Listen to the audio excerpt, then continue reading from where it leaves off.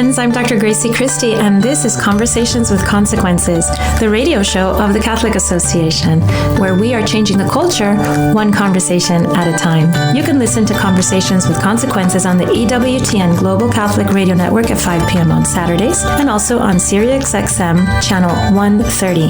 If you want to listen to our show as a podcast, go directly to your favorite platform or to thecatholicAssociation.org/podcasts. I'm your hostess, Dr. Gracie Christie, and we have a great show lined up for you today on Conversations with Consequences. We're going to talk to Jeannie Allen of the Center for Education Reform about the impending closure of many Catholic parochial schools and what that means for our nation. The closure because of the pandemic of coronavirus, of course, and the subsequent lockdowns. For that part of the show, I'll be joined by my TCA colleague and good friend, Maureen Ferguson. Before that, however, we're going to talk about the subject of surrogacy. You may have seen in the news that the journalist Anderson Cooper just became a father through surrogacy, through renting a woman's womb. Also a story out of the Ukraine you might have seen about babies stranded there after being commissioned by Western parents. We're going to talk first with my dear friend, Dr. Mary Jo O'Sullivan, about the actual process of surrogacy. And then we'll have Jennifer Lal of the Center for Bioethics and Culture to discuss recent changes in laws of New York and other states allowing for commercial surrogacy in our own country. Welcome to Conversations with Consequences, Dr. O'Sullivan. Thank you, Christine. It's nice to be on the phone with you. Yeah, so the issue that we would like to talk about with you, Dr. O, is the fact that during the pandemic, we saw these really sad images of these babies that are stranded in Kiev in the Ukraine. Mm-hmm. And these babies were commissioned by parents all over the world, I think Latin America, Europe, the United States. They were commissioned to be created via surrogacy, and they were implanted into women in the Ukraine who are paid an average of about $12,000 to bring these children through the pregnancy and deliver them to their biologic parents. These babies were created in vitro situations, so they're created in a lab. These women gave birth, and the babies were unable to be picked up by their parents because of the travel restrictions. So we saw these really interesting images of these babies being cared for in a big hotel in Kiev while the parents, and these babies up to now, many of them are still stranded because people haven't been able to travel. And you know, Christine, I want to make a point. Only God creates. The lab manipulates. Mm-hmm. That's very true. So really, the lab is not creating the baby when it fertilizes the ovum with the male sperm. It manipulates the manufacture, quote unquote, in a lab. Mm-hmm. Of that baby. And what is totally eliminated from all of this is the act of love, or the true act of conjugal love that really creates a baby. So this is taken away from all of that, and it's just done in a lab. And the lab people decide what looks good and what should be essentially abandoned or killed. Right. So the components of a baby, mm-hmm. It's a terrible way to think about this. It is. Extracted. I mean, we're talking, it's like a machine. It's like manufacturing. Right. Yeah. And and as you say, it removes the act of love from the act of creation that God, and mm-hmm. so a mother and a father in effect co-create with God. And in this love that they have for each other, this love is fruitful, it's creative with God, and it makes the object of the parents' love. Once these embryos are created in the laboratory, what happens next? Well, first of all, the gestational mother has already been prepared with fairly large doses of progesterone, so that the lining of her uterus would be the same as if she spontaneously ovulated and got pregnant. Mm-hmm. So once that lining is properly prepared, then the embryo, or embryos, if they inject more than one, are injected transcervically into the uterine cavity, so that they will implant in the, progestationally prepared endometrium, which is done chemically instead of spontaneously as it would have been if she ovulated on her own. As Catholics, we believe that every time an embryo comes into existence, that's a human being, because that obviously, unless something stops, that embryo will develop into a child. It's a child of God, even at the embryonic stage. So in mm-hmm. these situations, many embryos, I believe, are created. Some of these embryos are chosen as the strongest best looking embryos, and those are the ones implanted. I suppose the rest are generally discarded or maybe frozen for later use, for possible later use. Then these embryos are implanted in the gestational mother, sometimes 3 or 4. So that's a very difficult thing, right? To bring 3 or 4 babies safely through a pregnancy is very difficult. So what happens many times during these pregnancies? Well, the real mother of that baby, the parents of that baby, have to make the decision whether they're going to actually allow for what we call reduction. That is, they kill 1, 2, or 3 of those embryos that are now more like developed and they know that they've taken. That is, that they know that they have 3 or more than 1, put it this way. They know that they have more than 1 living child inside that uterus. They then have to make up the decision or make up their mind. Are they willing to accept 2 or 3 or 4? And for the mom, the gestational mom, that certainly is increasing the risks to her of the pregnancy. And it's also increasing the risks if they decide to keep them all, then the risk of prematurity and preeclampsia and other things. What I read when I was studying up on this topic is that in the contract, it's up to the parent, in many contracts, because every situation can have a slightly different legal approach. But in these contracts, it's up to the commissioning parents to decide whether the gestational mother has an abortion, a partial abortion of some of these children. It's not up to her, and she accepts a certain amount of risk. So then if the woman goes ahead and the pregnancy goes ahead, there are significant risks associated. And I'd love to hear about this from you, Dr. O, associated with in vitro fertilization in general and placement of embryos in women, but even more so when a woman who's not biologically related to those embryos is implanted with the babies. Well, since she's not biologically related, her immune system and the baby's immune system is different. Now, I realize that there is a difference between the immune systems of the mother, the genetic mother, and who carries her own baby. But there's also characteristics of the two of them that are very similar. And those allow for some protection both of the mother and of the baby, i.e., that is, the mother does not reject the baby even though the baby has genetic material from its father, which is foreign to her. Mm-hmm. But because that baby has genetic material that is similar to her, then she does not reject that pregnancy. She's protected. The baby is protected. When it comes to the gestational mother, she shares no genetic information of the child she is carrying. And therefore, there's a greater risks of some complications of pregnancy, which seem to be immunologically in some way or another related. For example, preeclampsia. There's a higher incidence of preeclampsia in women who are carrying a baby that is not their own genetic material. There's an increased risk of preterm delivery. There's an increased risk of abnormal placentation. So there are other risks. The one thing we don't know about any of this is the long-term risks. That is, after the pregnancy is over with, 10, 15, 20 years later, what are the effects to that mother? If a mom has hypertension during pregnancy or preeclampsia, and she recovers perfectly fine from that episode, she herself is at long-term risk for the development of hypertension, of chronic hypertension. And that's a genetically related mother. So we don't know for these gestational surrogacies whether these women are also at increased risk long term. This is Conversations with Consequences, and we're talking to Dr. Mary Jo O'Sullivan. She's retired now, but she's an OBGYN who was the head of maternal fetal medicine at the University of Miami. So women who are impoverished, in the case of Ukraine, or even here in the United States, where commercial surrogacy is legal in most states, and young women do this for money because they have need, they are risking their physical health in ways that we don't even understand that in the long term.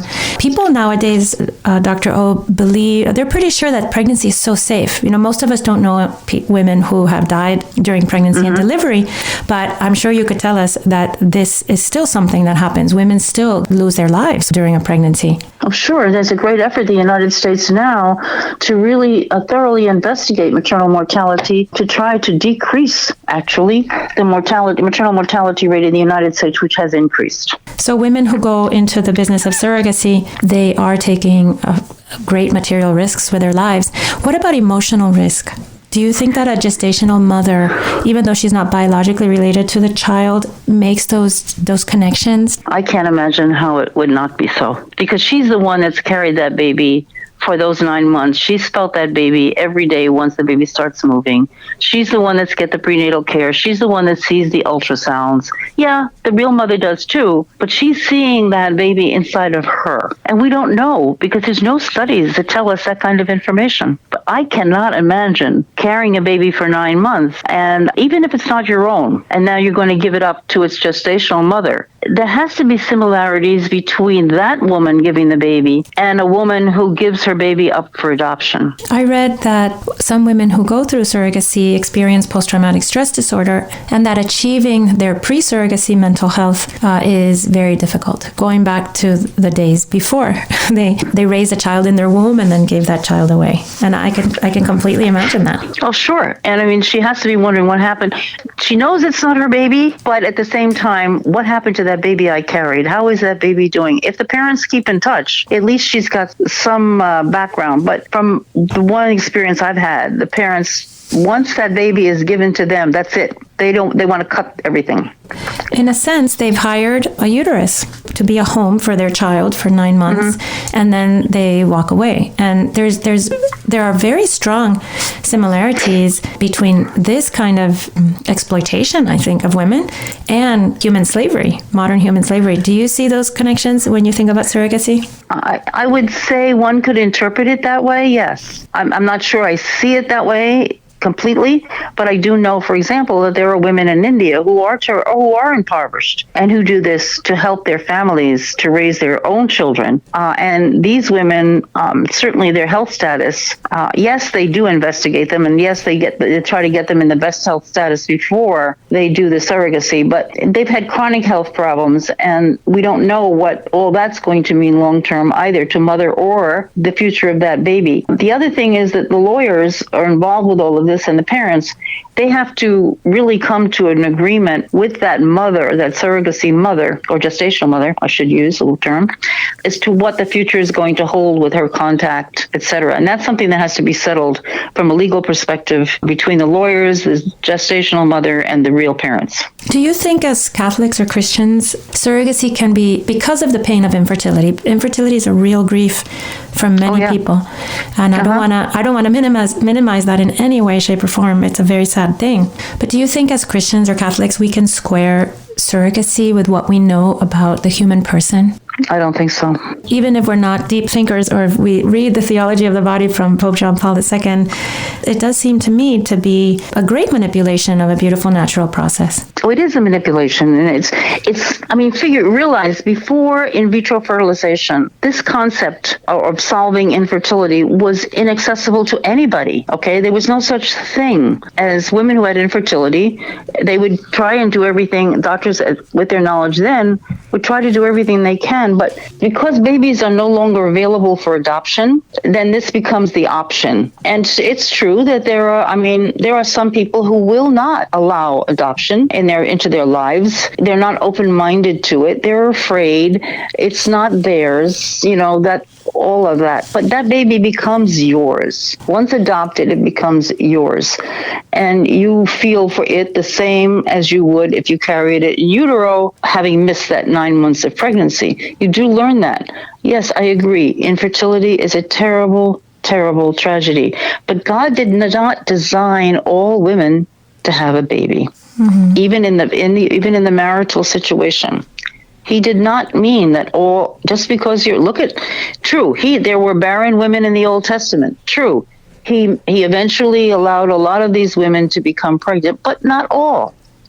And this is one of those crosses of life that has to be carried by that woman and that couple who are infertile.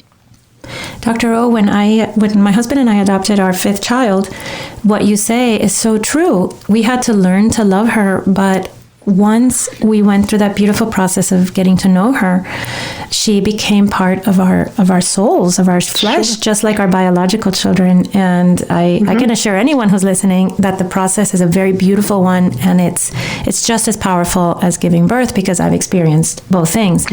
Now, Dr. O, there is, when you and I are talking about surrogacy, we're sort of assuming that we're talking about a physical infertility related to inability, two people who are married, a man and a woman who are married and trying to get pregnant, and they're within their fertile years and it's not possible. But we also know that infertility is becoming something that we call now social infertility. So maybe two women who want to have a baby together. Or two men. So this, in the last few weeks, Anderson Cooper. Newscaster. Yeah. Thank you for the word. The newscaster, he just commissioned a baby from a surrogate, and now he has a baby. He and his male partner have a child. So we're seeing this idea of infertility being this terrible, sad thing for couples, for traditional, normal couples. And now we're seeing it expanded to basically anyone who feels that they ought to have a child, even though their lives are not set up in such a way that that could happen naturally. And that's not ever what they intended. This is even, to me, this seems an even greater offense when you start talking about simply seeing the child as a commodity that you are able to, that everyone deserves to have. Does that strike you the same way? Exactly. And it's a violation of God's law. If God wanted two men to have a baby, he'd have allowed them to have that. If God wanted two women to have a baby naturally, he would have allowed that to happen. That is not what God intended. He created a man and a woman to procreate as a man and a woman naturally procreate, not to manufacture procreation, but as they are supposed to procreate. And yes, it's a definite violation of natural law, of natural events. It's a definite violation of God's law. And it's really the manipulation of the human being to get what I want when I want it, how I want it. And forgetting that, sorry, but you weren't created that way. And also, we didn't necessarily set up our lives that way, right? I mean, when we think about infertility, one of the problems that happen these days is that women put off marriage and childbearing to later in their lives. And infertility is a natural, it's very natural to become infertile. As you age, you are less fertile. Yes. Women are less fertile as they age, no question about it. And one day they're not fertile at all. That's right. And there's no going back without extreme manipulation of the sort that we're talking about. Well, thank you, Dr. O. It's been so good to talk to you about this. It's a difficult topic, but it's very difficult. And I really, I think that our listeners should be well aware that when discussing this, it's not that we don't feel empathy for the women, for the people who have infertility. We do feel empathy. God feels empathy. But God has a reason why he does what he does. And it is not for us to manipulate against what he reasons. And I hope people understand that, and I know it's not going to give them peace necessarily. And I know in our world today where we feel that we have the right to everything we want, and we can do with our bodies what we want. Sorry, your bodies were a gift to you, and they're only a gift, and you have to give them back. Well, those are the perfect words to end on, Dr. O. So thank you so much for joining us again on Conversations with Consequences. Okay, Dr. Christy, God bless you. If you're just joining us, you're listening to Conversations with Consequences on EWTN Radio. Joining us now is Jennifer Lal. She's with the Center for Bioethics and Culture Network. Jennifer, welcome to Conversations with Consequences. Thank you. It's good to be with you this morning. So, Jennifer, you recently penned a piece in First Things, the publication, on the topic of surrogacy, and you called it very much what it is, which is babies for sale. Can you tell us about what happened in New York amid the coronavirus backdrop that you referred to in your piece? Yeah, so I've been very involved in opposing and speaking out against surrogacy, and especially at the legislative level. And for several years in a row, we've been very active in New York opposing a piece of legislation that would legalize commercial surrogacy, which is the buying and selling of children and the renting of women's wombs. Up until this past year, we were very successful in not allowing that legislation to move forward. But in the midst of a global pandemic and the really grave situation in New York, Governor Cuomo added this piece of legislation within his state budget, which had to be passed by a particular deadline per their state constitution. So without any public deliberation, without any testimony, without any hearings, he was successful in legalizing the buying and selling of children in New York State. And how many states, Jennifer, allow commercial surrogacy? Do you know that number? Yeah, I don't, it's really hard to give you an answer to that because it is a patchwork across the United States. So, for example, Texas allows commercial surrogacy, the buying and selling of children, but it only allows it for heterosexual married couples, which is different than my state, California, where I live, which allows, babies to be bought and sold to single people, to same-sex people, to married people that don't even have infertility issues. So it really depends on each particular state what the details of the law are. But, it is moving in that direction that more and more states are legalizing the buying and selling of children. But are there states that allow altruistic surrogacy but not commercial? I tried, I'm asking you these questions because I went online and I tried to figure this out, and it's so complicated because, as you say, it's being done in a strange step-by-step way in different states. Yeah, there's no state that I'm aware of. I'd have to go back and check. We have a map on our website that has each 50 state, and because it is constantly changing, there's, New York State, before Governor Cuomo acted, that state allowed altruistic surrogacy. New Jersey, a few years ago, Governor Murphy legalized commercial surrogacy. Before that, altruistic surrogacy was allowed. The push to being able to pay women to do this is because women aren't naturally inclined to be pregnant for 9 months without any kind of monetary compensation. So the argument goes, women aren't lining up to help people, help in quotes, have a baby, unless they can be paid. And for me as a nurse, my earlier life, I worked in nursing, we don't allow organ donors to be paid. And there's very particular reasons, important, good reasons why we don't allow the buying and selling of organs. And so it's disappointing to me that at least in the United States, we don't allow that kind of policy in organ donation to transfer to this space. Now, I oppose altruistic surrogacy too, for various reasons, but that's sort of the political reality that we face today in the United States. Jennifer, before you came on, we had a long discussion with a doctor, an OBGYN, and we talked about the different reasons why surrogacy is very dangerous for the mother, both her physical health and her emotional health, both. And I think that's pretty clear now, having heard all that. So why do you think that surrogacy, which is dangerous, is allowed commercially, but not the selling of organs? Because presumably people aren't allowed to just sell their organs because it's a dangerous thing to be selling your kidneys, and you shouldn't be pressured into that by money concerns. Yeah, literally by the time we finish this interview, this very short interview, somebody in the United States will have died waiting on a list for an organ transplant. When literally life hangs in the balance, we say, no, we're not going to allow the buying and selling of organs. I think people get very weak in the knees when it comes to infertility. All of us know somebody who would probably make amazing parents that for whatever myriad reasons, they're not able to conceive. And, when you see lawmakers like to say yes to people. And I testify in many, many state hearings, and the infertile couples come in and they have terribly sad stories. Surrogate mothers come in talking about how wonderful it was to give the gift of life and to be able to bless this family with a child. And I just think it's really hard for people to get past what I call sort of the Hallmark card sentiments. And to dig deep into the real serious medical risk, the psychological risk, the risk to the children. This is dangerous and unhealthy and unsafe for the children that are created this way, because we want people to be able to have families. Jennifer, the only way I can think of anyway, for a male homosexual same-sex couple, for them to reproduce using their own sperm is to rent the use of a woman's body. Do you think that this acceptance of surrogacy is being sped along its way by the general desire to make sure that same-sex couples are able to create families, even though this is artificially and through a kind of human trafficking?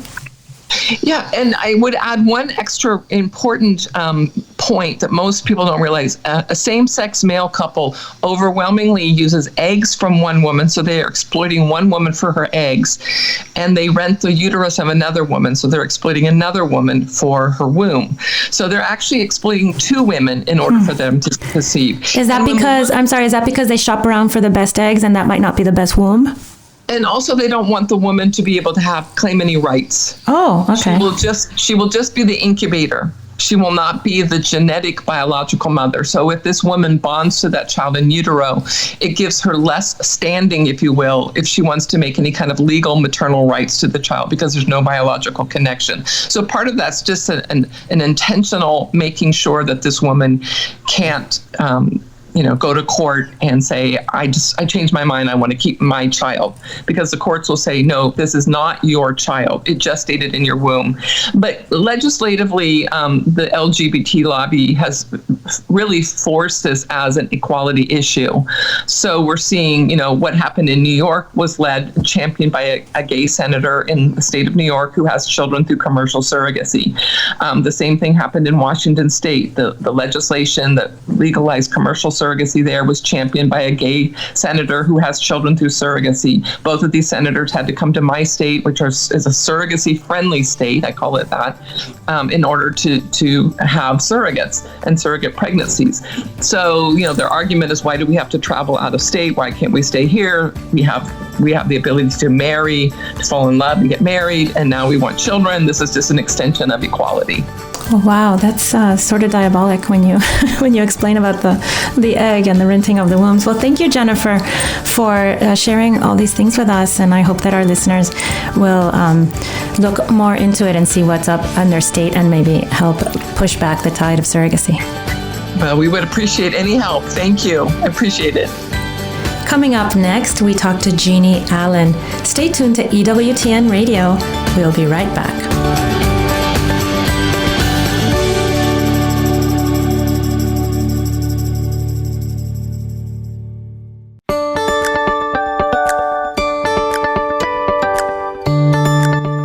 Welcome back to Conversations with Consequences, the weekly radio show of the Catholic Association, broadcasting every Saturday at 5 p.m. on EWTN Radio.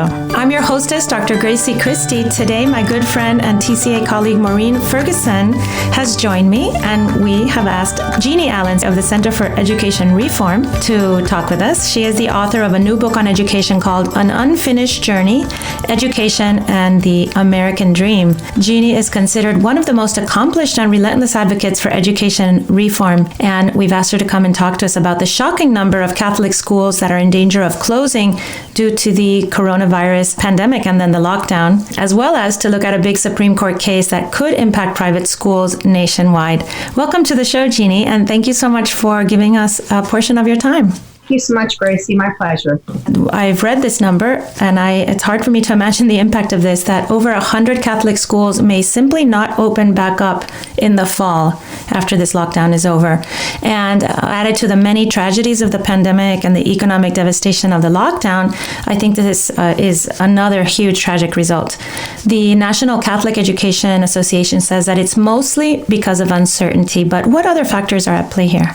It really is shocking, and it's a tragedy, and we have to do something about it. I mean, obviously, it's the economy. A lot of parents, we've heard this from a number of dioceses. We've heard Cardinal Dolan talk about it. We've heard superintendents of school. A lot of parents are just saying, if I'm going to be home and I'm not sure if I'm going back to school, how can I make this commitment, this financial commitment? Many of these families who benefit in urban areas are heavily scholarshiped. But they're also supporting their own Catholic education. And the Catholic schools themselves have not gotten their fair share of support from the federal government that has gone to just about everybody else to help mitigate these challenges during COVID. So that's part of it. and part of what many Catholic leaders and school leaders are fighting for. So really, Jeannie, it sounds like Catholic schools have taken a triple hit because, of course, the parishes have been closed. So they haven't had their weekly collection plate,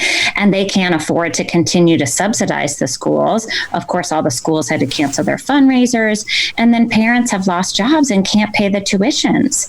So you were alluding to this, but so when the government shut down the schools, they closed both public and private schools. So isn't it only fair then that in the government response to the pandemic that they include both public and private schools in these congressional relief bills? Absolutely. They did, Maureen. They closed them down. They closed down businesses, and therefore they're helping support businesses in some ways. They closed down the economy. And so taxpayers, even by the way, taxpayers who happen to be Catholic, are getting checks. So the notion that they would be saying, we can't give you that money at the congressional level, right? So there's two levels that we need to kind of dissect. One level is the congressional level with the next set of stimulus funds that are coming. And there has been literally a multi-million-dollar fight waged on the part of people who believe that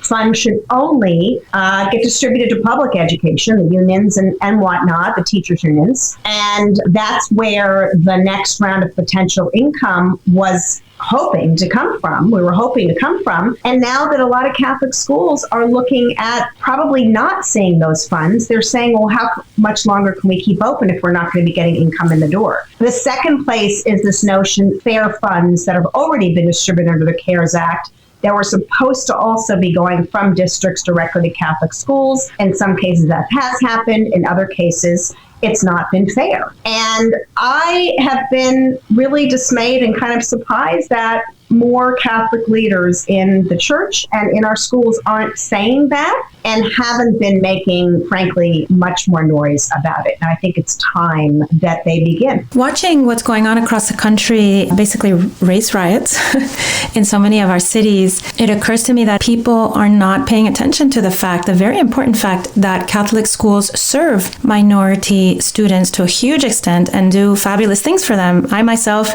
came to the United States as a 12 or 13-year-old and got a great education in Catholic schools for a very affordable price. I know that the Catholic schools are lifting minority students out of useless public schools, or worse than useless, dangerous public schools that are dead ends for minorities.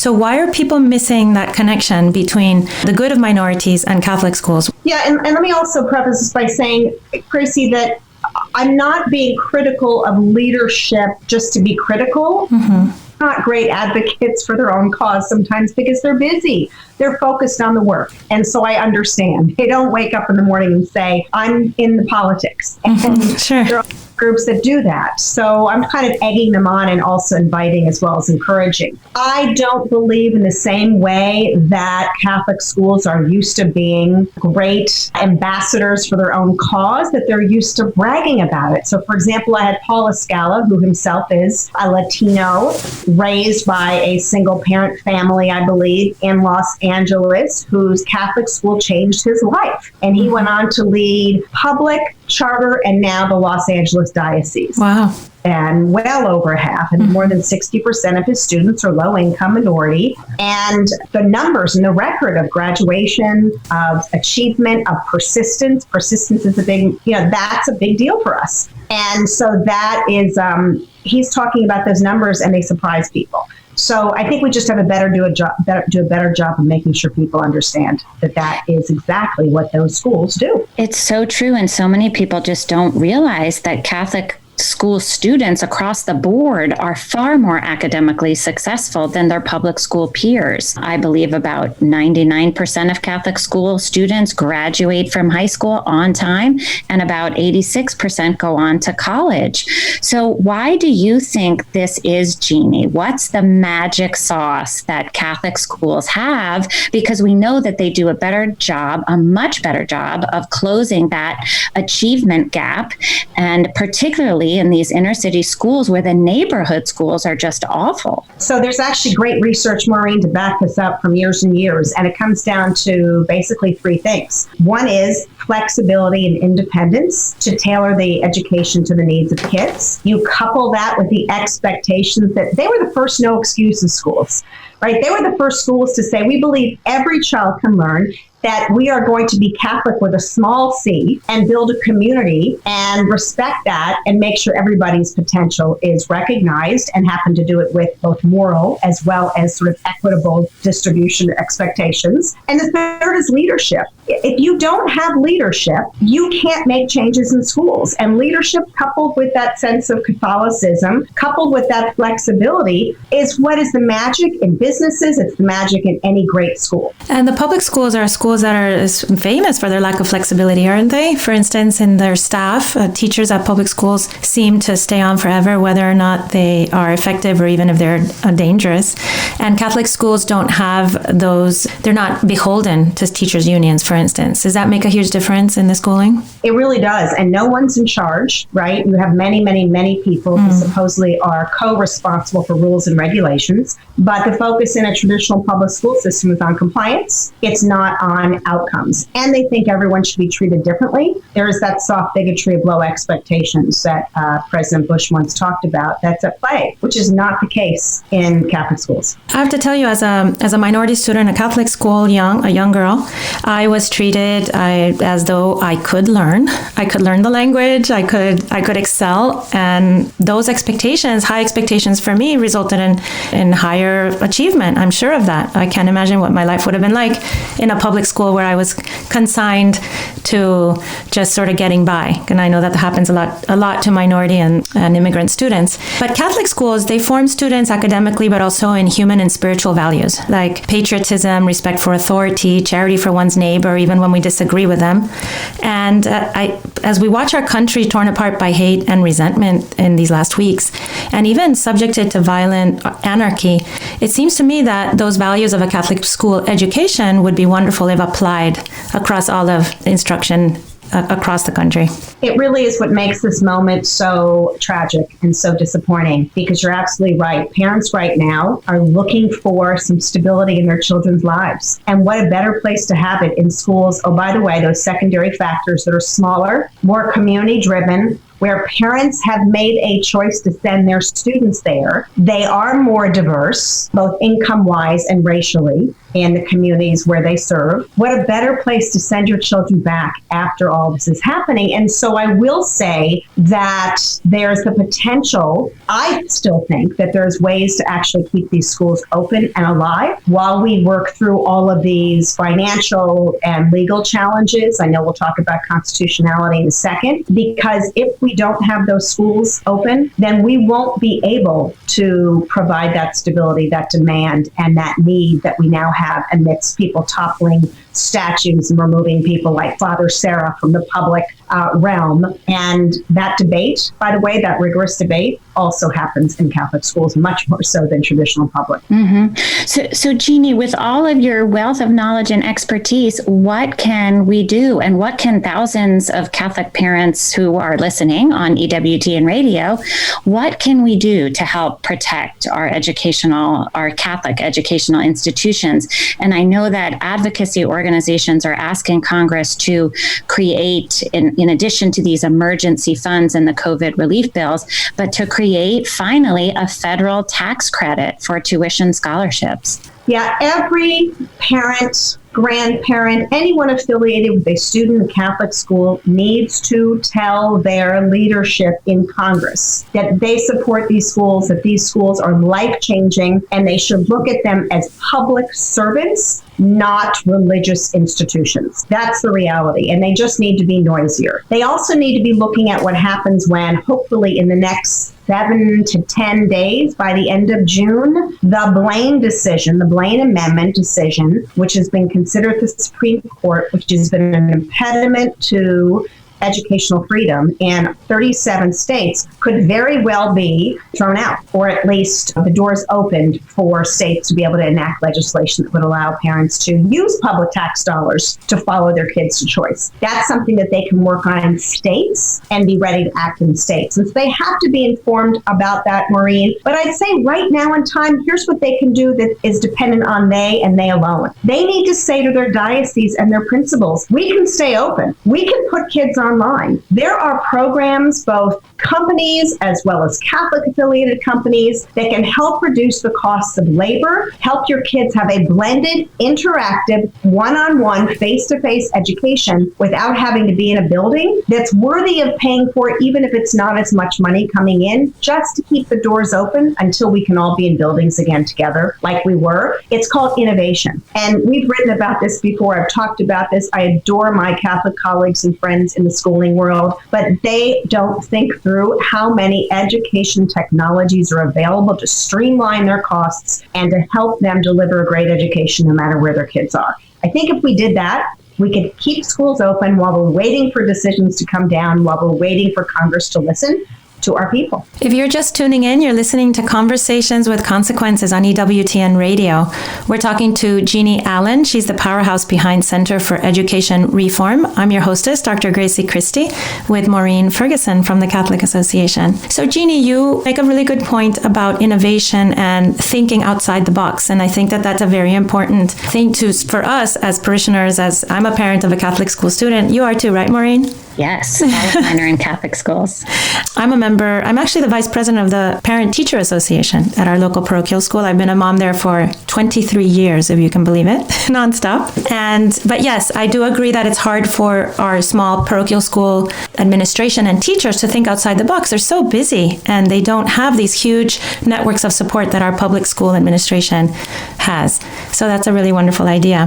Now, Jeannie, while we have you, we want to talk about something you already mentioned. You mentioned the Blaine Amendment, but maybe you could explain to our listeners about what's happening at the Supreme Court in the case of Espinosa versus Montana Department of Revenue. What's it about and what can they expect, hopefully? So parents sued the state of Montana because their kids, low-income kids, had scholarships from a program that the state enacted, and the program was challenged on the basis of this amendment that's in the Montana Constitution saying you're not allowed to use public funds for private education, religious education in particular. There was a back and forth, and eventually they were denied that right. They sued, and the Supreme Court took the case. It was argued in January, and a decision is expected by the end of June. The Blaine Amendment is named after a gentleman, which it's just so funny to think about this, a bigoted gentleman named James G. Blaine, who was a Republican in the 1850s. We need to take down his statue. His statue, exactly. Where is he? His picture's probably in the Capitol. We should find him. And he was goaded on by the Know Nothing Party, who was very afraid that the Catholic hierarchy was taking over and educating these poor, ugly Irish immigrants. And I say it that way because that's what they said. There were these, sorry, Maureen, but all of these Irish immigrants coming over who wanted to go to the churches, and churches were beginning to teach them. And James G. Blaine was part of a group of people who said, we need to put them in public schools. By the way, they weren't public, they were Protestant schools. So it really wasn't about religion, it was about the Catholic religion. He failed in Congress, but he created a mob mentality against Catholic education, that we would create a bunch of sycophant people walking around that weren't schooled and weren't educated and followed blindly this church that worships people like Mary. And so eventually the states picked it up, and the states started passing it, state by state. 37 states put it in their constitutions. And it is what has been an excuse, not always prevented, but been an excuse for legislators to allow parents to have vouchers. Well, so Jeannie, you referred to my Irish name, and my father was in fact one of those from one of those Irish immigrant families in New York City who went to Good Shepherd Catholic School. His parents had only a second grade education in Ireland. They had blue collar jobs here in New York City, but my dad was very bright, went to Good Shepherd Catholic School, and then they took the brightest kids from there and sent them to Manhattan Manhattan Prep, and from there he went on to Georgetown University. So these Catholic schools are truly part of the American dream. But so what would a favorable ruling mean for Catholic schools in terms of educational opportunities? And I know we're on the verge of hearing this ruling from the Supreme Court, and the timing is so fascinating because this is just the time that President Trump keeps pressing Congress for these federal tax credits. So can you explain how all that might play out for us? The ruling, if it is favorable to the parents and against Blaine, could be narrow, could be broad, but essentially it would allow states to take the Blaine Amendment off the books. It would either require an advisory opinion at the Attorney General level in a state or potentially legislation, but it no longer is the constitutional barrier. And so when something's within our hands democratically, it's much more likely to happen. So that means that we could enact an educational choice program in the states where Blaine is, whether that's Montana or Michigan or New York, and allow monies to follow children to the school of choice, which I think, armed with that data and armed with that knowledge, would allow parents who are just like your dad's parents would immediately want to engage in that fight. The fight's really difficult when you go to legislatures now and they say it's unconstitutional, my hands are tied. Well, we no longer have that excuse. So we either can get it done now or we can elect people who want to. And that goes back to the power of voice and the power of these families who so many of us were touched by so long. We have an army of people out there that, if organized, could make a huge difference and probably be much more forceful and correct than the National Education Association. It sounds to me like all of us and our listeners should be praying for a good outcome on this Espinosa case out of the Supreme Court, and then for the will at each state capital to make it possible for kids to receive vouchers for their amazing Catholic school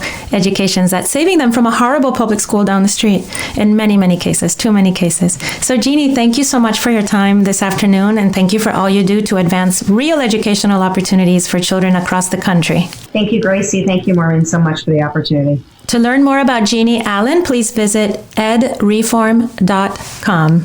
Every morning, the Catholic Association reviews all the latest news and sends our subscribers a carefully curated collection of the most important news of the day. Items are specifically selected for a smart Catholic audience like you. Don't let the world take you by surprise. Subscribe to our daily media roundup at thecatholicassociation.org.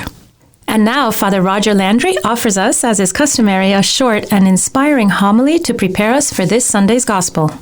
This is Father Roger Landry, and it's a privilege for me to be with you as we enter into the consequential conversation the risen Lord Jesus wants to have with each of us this Sunday. There are two essential aspects of our Christian life: discipleship and apostolate.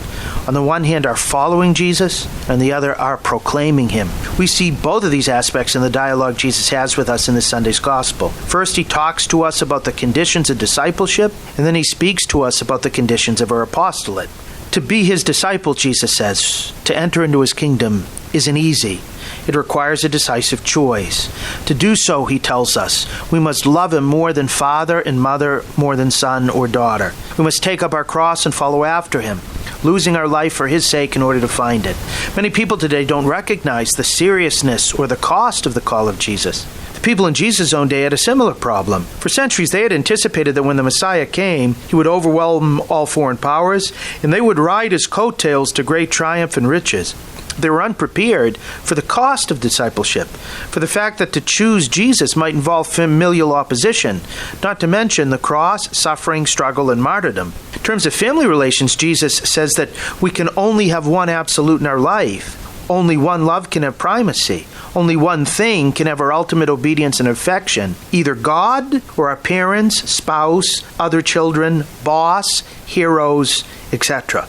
The same God who calls us to honor our father and mother, calls us to reverence our spouse out of love for him, who calls us to love our children as God has loved us first, at the same time calls us to love him with all our mind, heart, soul, and strength. When we choose to love God above all, we do not love our family members less, but better. Many times we won't have to choose between the love of God and the love of family members. But when faced with that choice, Jesus is saying God must come first. This choice sadly comes up sometimes, and we all need to be ready for it. When I was in seminary, many of my classmates were there over the opposition of their family members who didn't want them to become priests because sadly they prioritized having children carrying on the family name than they did having priest sons who could baptize people in the Lord's name. I'm a spiritual director to many religious women, and many of them, too, have not received encouragement from their families, but opposition, who tell these young, beautiful women that they're throwing their lives away when they give them to Jesus. A few weeks ago, a priest friend of mine died, Father John J. Hughes, a famous convert who was a priest to the Archdiocese of St. Louis. I wrote a tribute to him in the National Catholic Register this week. Father Hughes's father and grandfather were well-known, influential Episcopal priests in Newport, Rhode Island, and St. John the Divine Cathedral in New York. Father J. himself had become an Episcopal priest, but eventually he realized God was calling him to be a Catholic. His dad told him that if he, quote, perverted to Rome, he would never be welcome again in the family home. Father Hughes knew, however, that was where God was calling him. And he left the Episcopal clergy in 1960 to be received into the church, and he was ordained a Catholic priest 8 years later. His father never spoke to him again. It was very hard, but Father Hughes chose Jesus. Sometimes to have that pearl of great price, we have to sell all our other pearls.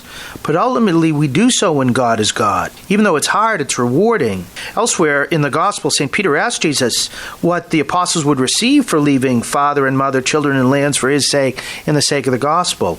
Jesus replied, 100-fold in this life, in eternal life. And those who have made these sacrifices know that the reward is greater than the cost, even though the cost is high. Father Hughes said that becoming a Catholic was the most difficult decision he ever made, but also the best. And he spent his life in thanksgiving to God for the graces received, especially each morning at the altar.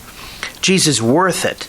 To follow him does sometimes require crucifixion to worldly ways, but it also involves resurrection. In the second part of the Gospel, Jesus speaks to us about the importance of the apostolate. It's part of Jesus' instructions to the apostles before he sends them out for the first time to preach. And he describes the welcome that others will give or refuse to give as a sacrament of their welcoming God or not. Jesus tells us, whoever receives you receives me. Whoever receives me receives the one who sent me. Whoever receives a prophet because he is a prophet will receive the reward of a prophet. And whoever receives a holy man because he's holy will receive a holy man's reward. And whoever gives only a cup of cold water to one of these little ones to drink because he's a disciple, amen, I say to you, will surely not lose his reward. Jesus sends us out in his name so that others have a chance in welcoming us to welcome him, so that in caring for us, they might care for him. Sometimes we think to be successful in the apostolate, we have to have knowledge of sacred scripture like St. Paul, preaching ability like Fulton J. Sheen, loving charisma like Teresa of Calcutta, and missionary zeal like St. John Paul II. But sometimes it involves just going out in the name of Christ and allowing others to welcome us in his name. That very act of welcoming is more than one of basic human hospitality. It's often one of faith, hope, and love. It's also why one of the most important habits we need to cultivate in ourselves and form on our children is this habit of welcoming. Because in welcoming others, including strangers, not to mention in welcoming those sent out by the church in Jesus' name, we're welcoming the Lord who has sent them as his emissaries. He who tells us, when I was a stranger, you welcomed me. Often we don't have to build huge cathedrals to God's glory to please him. We just need to give a cup of cold water to someone in his name, and to go out and allow someone to give us that cup of cold water. Jesus, who said, I was thirsty and you gave me drink, promises that those who give will be rewarded. So in the conversation this Sunday, Jesus wants to strengthen us to choose him who has first chosen us in love, the one who loved us more than he loved his own life, who picked up his cross and lost his life so that we might have life to the full. He wants to help us welcome him who came into this world to welcome us into his kingdom, here and forever. He wants to embolden us as he sends us out like he sent the original 12, promising that others who welcome us because we're his disciples will receive an unbelievable reward, the reward of the great apostles and prophets and saints. Let us listen to Jesus this Sunday with that in mind. Welcome his words on good and fruitful soil. Choose him with preferential love and commit ourselves anew to spread that love of him. God bless you all. Thank you, Father Landry. To hear more from Father Landry, check out his website at catholicpreaching.com And you can also catch his writings at EWTN's own National Catholic Register. A big thank you to all our listeners for joining us. I hope that this show was helpful. I hope that it gave you more peace and more hope and more joy. And you go with our prayers.